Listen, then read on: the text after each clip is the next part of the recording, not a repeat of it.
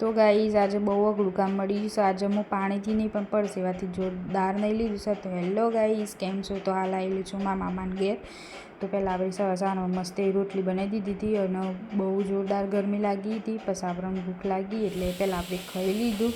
ખાઈ અને આજે કિચન સાફ કરવાનું હતું એટલે ફટાફટ સવારે ખાવાનું બનાવી દીધું. પછી આપણે થોડી વાર સોંગ વગાડી દીધા અને ટોટલી સાફ સફાઈ થઈ જવાય છે. અને પછી હું કોમ પતી નહીં અને આપણે આવી ગયા હતા બીજા મામાના ઘેર અને મારી બેન પાણીપુરી બનાવતી હતી એટલા માટે પૂરી બતાવવા માટે આવી હતી. અને અમે બંને શાંતિથી પૂરીનો આનંદ લેવાની વાત જોઈ રહ્યા હતા. અને ફાઇનલી ગાઈઝ અમારે પાણીપુરી મળી હતી અને મારી બેને મસ્ત પાણીપુરી બનાવે છે તો એને અમારા માટે સ્પેશિયલ બનાવી દીધી. પછી આપણે જે કિચન સાફ કર્યું હતું સવારે તમે જોઈ શકો છો, ઓલમોસ્ટ ડન થઈ ગયું છે કેવું લાગ્યું.